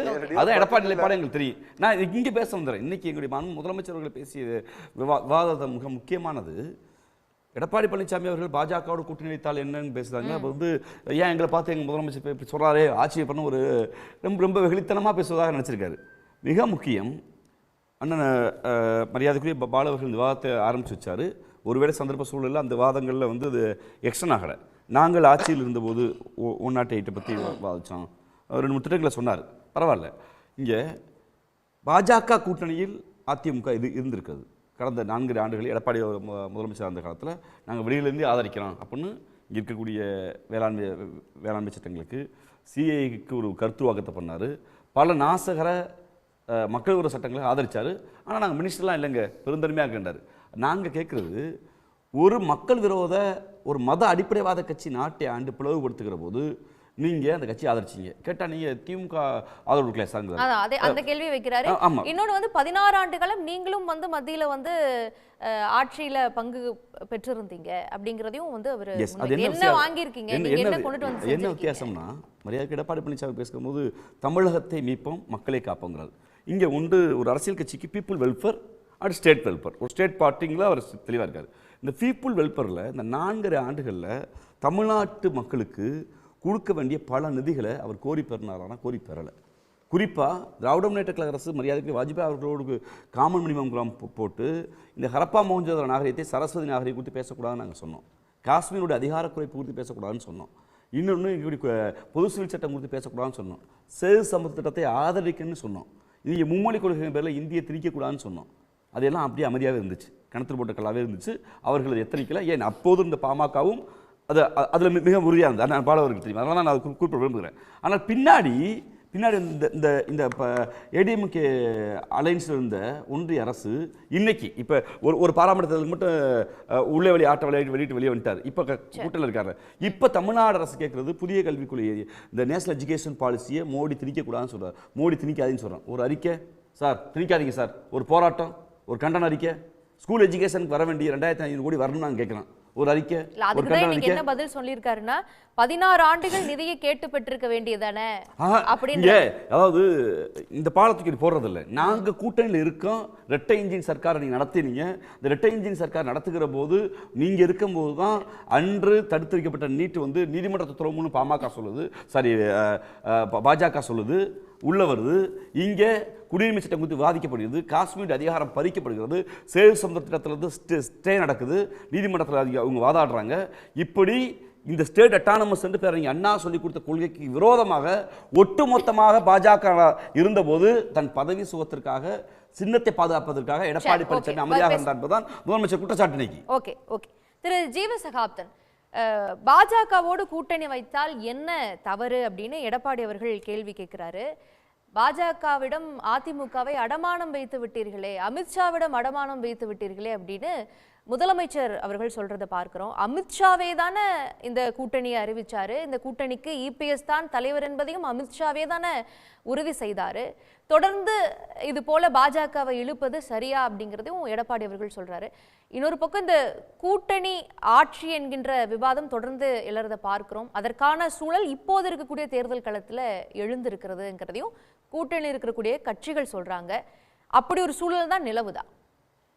எடப்பாடி பாஜக கூட்டணி அப்படிங்கிற கான்செப்டை பொறுத்தவரையும் அவங்க ஒரு முடிவுக்கு வரட்டும். வந்துக்கிட்டே இருக்கிறாங்க, மாற்றிக்கிட்டே இருக்கிறாங்க. நயினா நாகேந்திரன் மட்டும்தான் அதில் தெளிவாக இருக்கிறார். கூட்டணி ஆட்சியான்னு கேட்டால் கூட்டணி ஆட்சிங்குவார், எடப்பாடி தலைமையிலான ஆட்சிங்கிறத நயினார் சொல்வார், அண்ணாமலை பாஜக ஆட்சி தான் சொல்வார், அமித்ஷா வந்து கூட்டணி ஆட்சிங்குவார், இவர் கூட்டணி கமா ஆட்சி அப்படின்னு எடப்பாடி சொல்வார். இது அவங்க ஒரு பக்கம் முடிவுக்கு வரட்டும். ஆனால் நம்ம கருத்தியலாக அந்த கூட்டணி ஆட்சி அப்படிங்கிற கான்செப்ட் தமிழ்நாட்டில் இது ஒரு ஜனநாயகபூர்வமானது, இது ஒரு சமூக நீதி பேசுகின்ற திராவிட கட்சிகள் தரணும், இது எல்லாருக்குமான அங்கீகாரம் அப்படிங்கிற ஒரு விஷயத்தோடு இது பரப்பப்படுது இல்லைங்களா? கூட்டணி ஆட்சிக்கான தேவை அவசியம் இரண்டுமே தமிழ்நாட்டில் இல்லை. இதற்கு முன்பும் இல்லை, இதற்கு அப்புறமும் வருவதற்கான வாய்ப்புகள் குறைவு. குறிப்பாக இந்த 2026 அதுக்கான வாய்ப்பே இல்லைங்க. ஒன்று தெரிஞ்சுக்கோங்க, தமிழ்நாடு வந்து கர்நாடகா கிடையாது, தமிழ்நாடு வந்து வட இந்தியா கிடையாது. இங்கே வந்து அவர் கூட சொன்னார், இங்கே கூட கன்னடர்கள் இருக்கிறாங்க, தெலுங்கர்கள் இருக்காங்க. இது வந்து தமிழர்கள் இருக்கிற பகுதி தான். இங்க இருக்கக்கூடிய கன்னடர்கள், தெலுங்கர்கள் எல்லோருமே தமிழர்கள்ங்கிற கான்செப்டுக்குள்ள தான் இருக்கிறாங்க. அப்படி ஒன்றும் ஒரு தமிழர்களுக்கும் கன்னடர்களுக்கும் வித்தியாசம் பண்ற மாதிரி கிடையாது. இப்போ இதே கர்நாடகான்னு வச்சுக்கோங்களேன், கர்நாடகாவில் ஏன் ஆட்சி வந்து இந்த கூட்டணி ஆட்சிங்கிற கான்செப்ட்லாம் கர்நாடகாவில் அடிக்கடி வரும், ஆனால் ஆட்சி நிலைக்காது. 5 வருடம் கர்நாடகாவில் ஆட்சி இருந்ததே கடந்த சித்தராமையா ஆட்சி இப்போ நடக்கிறது தான். இவர் தேவகவுடா தலைமையில் பண்ணுவாங்க, ஆனால் ஆட்சி நிலைக்காது. காரணம் கூட்டணி ஆட்சி. நீங்கள் சொல்லக்கூடிய மிகப்பெரிய ஜனநாயக சக்தியான கூட்டணி ஆட்சி நிலவுதுங்கிறீங்க. கூட்டணி ஆட்சியான கர்நாடகாவில் ஏன் நடக்க மாட்டேங்குது? காரணம் அங்கே மராத்தியர்கள் அதிகம், தமிழர்கள் அதிகம், மலையாளிகள் அதிகம், தெலுங்கர்கள் அதிகம். அப்பேற்பட்ட கன்னடர்களுக்கு இணையா பிற மொழி மாநிலத்தை சேர்ந்தவர்கள் அதிகமாக இருக்கிறதுனால அங்கே இருக்கக்கூடிய மாநில கட்சி மாநில பிரச்சனைகளை அங்கே முக்கியத்துவப்படுத்த முடியல. தேசிய கட்சிகளும் அங்கே இது பண்ணுது, தேவகவுடா கட்சியும் அங்கே இது பண்ணுது. அங்கே ஒரு உறுதித்தன்மையான ஆட்சியை அங்கே வர முடியல. அதுக்கு கர்நாடகாவினுடைய அந்த பொலிட்டிக்கல் பேட்டர்னும் அப்படி இருக்கு, ஜியாகிரபி பேட்டர்ன் இருக்கு. தமிழ்நாடு அப்படி கிடையாது. உங்களுக்கு தர்மபுரியிலிருந்து கன்னியாகுமரி, அருப்புக்கோட்டை, காரியாப்பட்டை, சிவகங்கை, இளையாங்குடி எல்லா இடத்துலையும் மேக்சிமம் தமிழர்கள் தாங்க இருக்கிறாங்க. பார்டரில் ஓசூர் இதில் கொஞ்சம் கன்னட மொழி பேசக்கூடியவங்க இருப்பாங்க, கன்னியாகுமரி, மார்த்தாண்டம், இளவங்கோடில் மலையாளிகள் இருப்பாங்க. பட் அது ஒன்றும் பெரிய லெவலில் தமிழ்நாட்டில் வந்து தமிழர் அல்லாதவருடைய அரசியலை பாதிக்குது, தமிழர் அல்லாதவர் இங்கே பாதிக்கிறாங்கிற மாதிரிலாம் இங்கே எதுவுமே இல்லை. அதனால் இதை வந்து கூட்டாட்சி கூட்டணி ஆட்சியோட மத்திய அரசியல் இருக்க அங்கே வைப்பதோட நம்ம ஒப்பிட வேணான்னு பார்க்குறேன். இன்னொன்று இது ஒரு விஷயம். அப்புறம் ரொம்ப முக்கியமாக என்னைக்கு இங்கே வந்து இந்த தேசிய கட்சிகளுக்கு அதிக சீட்டு அப்படிங்கிற ஒரு கான்செப்ட் வந்தாலே இளைய பெருமாள் கலைஞருடைய அந்த 80 நிகழ்வு நமக்கு உதாரணமாக இருக்குது. 1980 எம்ஜிஆர் மிகப்பெரிய தோல்வியை சந்திச்சிருக்காரு, திமுக அவ்வளோ பெரிய வெற்றியை சந்திச்சிச்சு. ஆனால் அடுத்து நடந்த சட்டமன்ற தேர்தலில் மிகப்பெரிய தோல்வி திமுகவுக்கு. காரணம் என்ன? எம்பி சுப்பிரமணியமும் கலைஞரும் பாதிக்கு பாதி நாங்கள் பகிர்ந்துக்கிறோம் அப்படின்னு சொன்ன நிகழ்வுலேயே திமுகவும் அவுட்டு, காங்கிரஸும் அவுட்டு. 2வது முறையாக எம்ஜிஆர் வந்துட்டார். இது தமிழ்நாட்டு நிகழ்வு. அதனால காங்கிரஸுக்கு அதிகபடியான சீட்டுன்னு சொன்னதுக்கு 80 என்ன பெரிய அடி விழுந்துச்சுன்னு தமிழ்நாட்டு மக்களுக்கு தமிழ்நாட்டு தேர்தல் வரலாறு இல்ல முடிச்சிடறேன். இல்ல எனக்கு 7:43 தான் வாய்ப்பு கிடைச்சிச்சு, எல்லாருக்கும் தெரியும். அதுவே நண்பர்கள் எல்லாரும் பேசினாங்க. இருங்க நான் சொல்றேங்க, நான் வந்து திமுக அவங்க அரசியலுக்குள்ள பேசட்டும், நம்ம வரலாறு தெரிஞ்சுக்கணும், நம்ம அதுக்காண்டி சொல்றேன். அதே போல 2006 அப்படி வாய்ப்பு கிடைத்தது போது பாமகவும் டிமாண்ட் பண்ணல, காங்கிரஸும் டிமாண்ட் பண்ணல. அது நீங்க கலைஞரோட ராஜதந்திரம்னு சொல்லுங்க, இல்ல அவங்களுக்கு அந்த நேரத்தில் வேற தேவைகள் இருந்திருக்கலாம், ஆனா வரல. ஆனா ஈவி.கே. இளங்கோவன் போன்ற காங்கிரஸ் தலைவர்கள் திமுக நோக்கி கேட்டாங்க கூட்டணி ஆட்சின்னு, ஆனா அப்பயே வரல. அதே போல 2011 தேர்தலுக்கு முன்பே கூட்டணி ஆட்சின்னு முடிவாகி 63 சீட்டு காங்கிரஸ் வாங்கின போது திமுக கூட்டணி தோல்வியை சந்தித்தது. அதனால இது கண்ணுக்கு முன்னாடி இருக்கு. இந்த கூட்டணி ஆட்சிங்கிறது தமிழ்நாட்டை பொறுத்த வரையும் இந்த தேர்தலுக்கு முன்னாடியே கூட்டணி ஆட்சின்னு பேசினா அது படுதோல்வியில் தான் முடியுங்கிறது தமிழ்நாட்டில் தெரியும். அப்புறம் கூட்டணி ஆட்சிங்கிறது பலவீனமாக இருக்கும்போது கூட்டணி கட்சிகள் கேட்கின்ற ஒரு விஷயம். அதனால் அந்த கூட்டணி ஆட்சி அப்படின்னு கேட்கும்போதே அங்கே ஏதோ இப்போ பிரச்சனை இருக்குங்கிறத தமிழ்நாட்டு மக்கள் முடிவு பண்ணிடுவாங்க, தமிழ்நாட்டு வாக்காளர்கள். அதனால் தமிழ்நாட்டு மக்கள் என்றைக்குமே திமுக ஒரு 5 கட்சி பிடியோட ஆட்சி செய்யணும், அதிமுக ஒரு 3 கட்சியோ அப்படி சேர்த்து கொடுக்கணும்னு தமிழ்நாட்டு மக்கள் என்றைக்கும் நினச்சதில்லை. அதனால் இதை ஏதோ ஒரு சமூக நீதியோட இணைத்து பேசுவது என்பது அது பொருத்தமாக இருக்காது. அது மட்டும் இல்லை, நான் தெரியாமல் கேட்குறேன், இப்போ தமிழ்நாட்டில் திமுக தனித்து ஆட்சி அமைக்குது, அதிமுக தனித்து ஆட்சி அமைக்குது. என்ன இந்த தமிழ்நாட்டினுடைய அடிப்படை கோரிக்கை? சமூக நீதி கோரிக்கை. பிரச்சனையே எங்களுக்கு டெல்லி தாங்க, தமிழனுக்கு பிரச்சனையே டெல்லி தான். அந்த டெல்லியை நோக்கி கலைஞர் கேள்வி கேட்கிறாரா, ஜெயலலிதா கேள்வி கேட்டாங்களா? அதுதான் எங்களுக்கு தேவை. அதை இன்னைக்கு திமுக கேட்குது, ஸ்டாலின் அவர்கள் கேட்குறாங்களே ஒழிய தமிழ்நாட்டு மக்கள் ஒரு 5 கட்சி பிடியோட திமுக ஆட்சி செய்யணும், அதிமுக ஆட்சி செய்யணும்னு எதிர்பார்த்ததே கிடையாது. டெல்லியை நோக்கி கேள்வி கேட்கறதுக்கு பிரச்சனை எப்போ தெரியுமா வரும்? நீங்கள் சொன்ன கூட்டணி ஆட்சி வரும்போது தான். காங்கிரஸோட திமுக கூட்டணி இருக்கு, எல்லா விதத்துலையும் 2 பேரும் ஒன்றா தான் இருக்கிறாங்க. முல்லை பெரியார் அணை பிரச்சனையில் காங்கிரஸ் திமுக ஒரே கோரிக்கையா? ஈழ பிரச்சனையா ஆதரிக்கிற கட்சி திமுக, சிபிஎம் காங்கிரஸும் அதே நிலைப்பாடா? கிடையாது. இந்த நிகழ்வுகளை வச்சு உடனே கூட்டணி உடையதான்னு கேட்காதீங்க. திமுகவுக்கும் தேசிய கட்சிக்கும் அடிப்படை வேறுபாடு உண்டு. தேசிய கட்சி எதிர்த்து உருவான கட்சி தான் திராவிட கட்சி. இன்னைக்கு இந்துத்துவ எதிர்ப்புல, பாஜக எதிர்ப்புல திமுக கூட்டணி உறுதியா இருக்கு, காங்கிரஸ் உறுதியா இருக்கு, சிபிஐ உறுதியா இருக்கு. எனக்கு தெரிஞ்சு திமுக விடுதலை சிறுத்தைகள் தான் 100க்கு 100 விழுக்காடு ஒரே கருத்து உண்டு. ஈழ பிரச்சனை, தமிழ் தேசியம், சாதி ஒழிப்பு, பெரியார் அம்பேத்கர்னு விடுதலை சிறுத்தைகள் மட்டும்தான் திமுகவோட 100%. மற்ற கட்சிகளுடன் 1 விழுக்காடு 2 விழுக்காடு வித்தியாசம் இருக்கு. நீங்க கூட்டணி கட்சின்னு வந்தீங்கன்னா முல்லை பெரியார்ல சட்டசபையில் என்ன முடிவு எடுப்பீங்க? பேரறிவாளன் 7 தமிழர் விடுதலையில் திமுக நிலைப்பாடு என்ன, காங்கிரஸ் நிலைப்பாடு என்ன? இந்த மாதிரி பிரச்சனைகளை வச்சுலாம் பிரச்சனை வரும். தேவையில்லாத உறுதித்தன்மை இல்லாத நிலை சட்டசபைக்கு வரும்.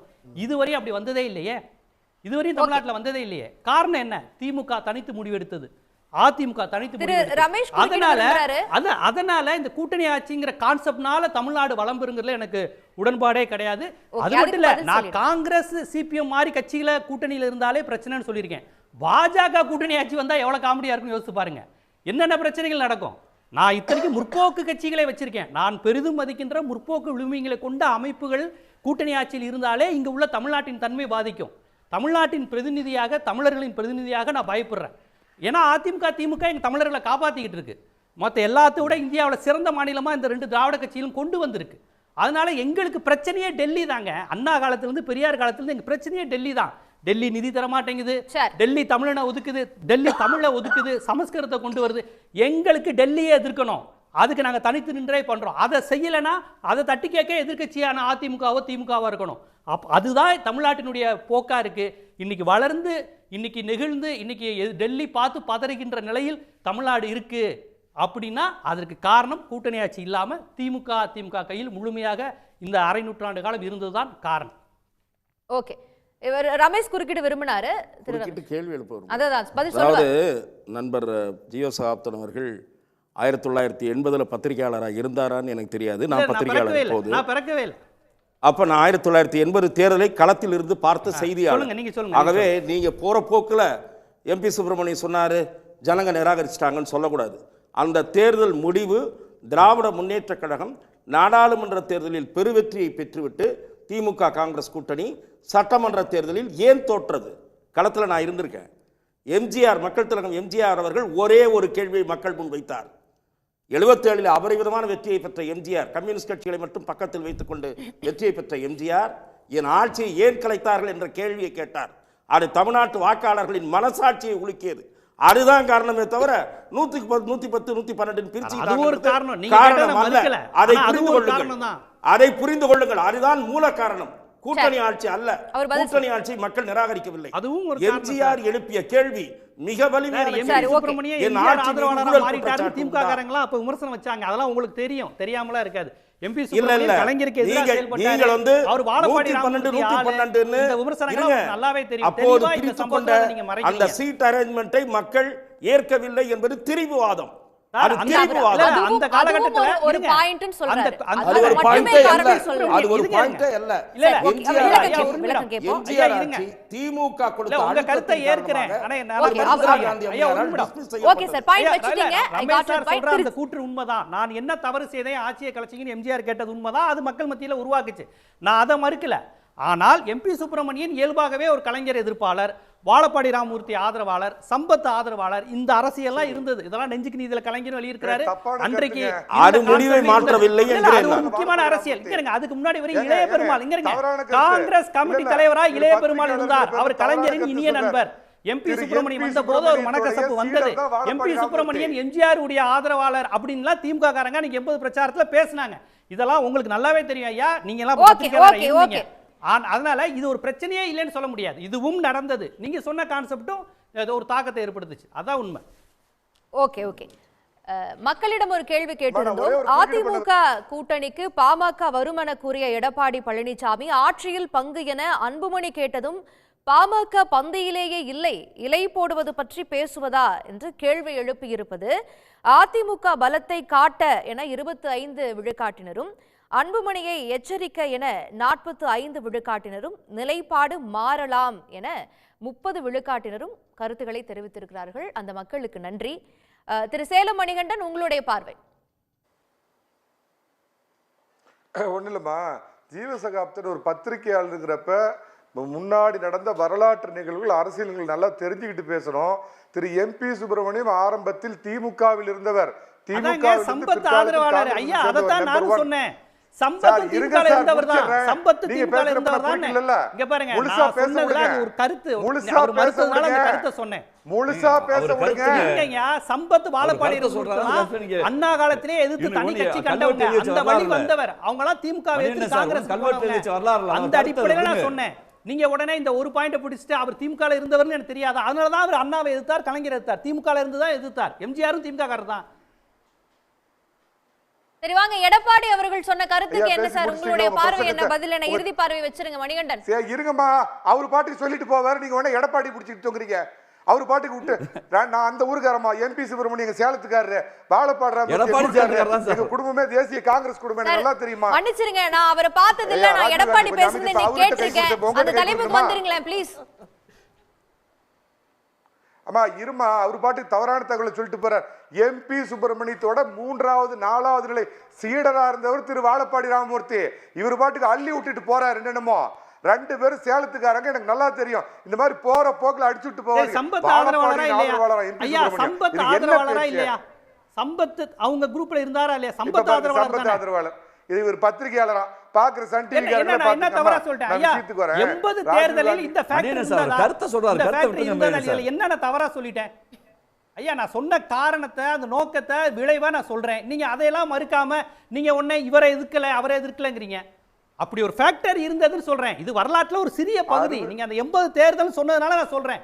67ல ஏமா அவரே பேச விடுங்க. இதேதான் பொளப்பா போச்சு. ஐயா நீங்க தான் பேசுறீங்க. இவர் ஒருவர் வருவார்லனா பல்வேறு காரணங்கள்ல அதுவும் பேசுறதுக்கு அப்புறம் தான் நான் பேசினேன். அத சொல்லிட்டாரு. அடுத்ததுக்கு நகருங்க. எடப்பாடி அவர்கள் பாமக குறித்து பேசிய அந்த கேள்விக்கான பதில வச்சிருங்க. இறுதி பார்வையை வச்சிருங்க. இவங்க பேசுறதுக்கு நான் பதில் சொல்லிட்டு தான் நீங்க கேக்குற கேள்விக்கு போக முடியும். 67 தேர்தலுக்கு கட்டு போட்டு எம்ஜிஆர் சுடப்பட்டு கட்டு போட்டு படுத்திருந்தது எப்படி ஒரு பெரும் தாக்கத்தை ஏற்படுத்திச்சோ, அதே மாதிரி 80 தேர்தல் நான் என்ன தவறு செய்தேன், ஏன் என் ஆட்சியை கலைத்தார்கள் அப்படின்னு எம்ஜிஆர் கேட்டதுதான் மிகப்பெரிய வெற்றிக்கு காரணம். தாக்கமெல்லாம் ஒரு இன்டர்பிரேஷன் தான். பல்வேறு காரணிகள் ஒரு எலெக்ஷன் ரிசல்ட்டுக்கு காரணமா இருக்கும். அது நீங்களும் அறிஞ்சதுதான், எல்லாரும் அறிஞ்சதுதான். அதுல ஒரு ஃபேக்டர் அவர் சொல்றாரு, நீங்க ஒரு காரணியை சொல்றீங்க. இன்னைக்கு தலைப்புக்கு வந்துருங்க. மற்ற கெஸ்ட் அதாவது எந்த காலத்திலையும் இதுவரைக்கும் தொடர்ந்து ஆட்சி அமைத்த புரட்சித் தலைவர் காலத்தில் தொடர்ந்து ஆட்சி அமைத்த திமுக ஒருபோதும் இதுவரைக்கும் தொடர்ந்து கருணாநிதி அவர்கள் தலைவராக வந்ததுக்கு அப்புறம் தமிழகத்தில் ஆட்சி அமைச்சதா வரலாறே கிடையாது. ஆனா தொடர்ந்து புரட்சித் தலைவர் ஆட்சி அமைச்சிருக்கிறாரு. புரட்சித் தலைவர் 2 முறை தொடர்ந்து ஆட்சி அமைச்சிருக்கிறப்ப தனி கட்சி ஆட்சி தான் தமிழகத்தின் தனி வரலாறு அப்படிங்கிற அடிப்படையில் தான் பாஜகவிற்கு, டெல்லி பாஷாவுக்கும் அதான் பதில், எங்க தைலாபுரம் டாக்டருக்கும் அதான் பதில், எங்க பனையூர் டாக்டருக்கும் அதான் பதில், திருமதி கேப்டனுக்கு அதான் பதில், கிருஷ்ணசாமிக்கு அதான் பதில் அப்படிங்கிறத திரு எடப்பாடி பழனிசாமியின் அரசியலை கூர்ந்து கவனிப்பவன் அப்படிங்கிற முறையில் சொல்லிடுறேன். ராஜீவ்காந்தி போற போக்குல 99 சிஎம்பி அன்னைக்கு தேசிய ஜனநாயக கூட்டணியின் தலைவரா இருந்த சந்திரபாபு நாயுடு தான் காமன் மினிமம் ப்ரோக்ராம்னு ஒண்ணு ஆரம்பிச்சாரு. அதுல இவரு பாட்டுக்கு அரப்பா மோகஜதாரெல்லாம் அள்ளி விடுறாரு. அதெல்லாம் இல்ல.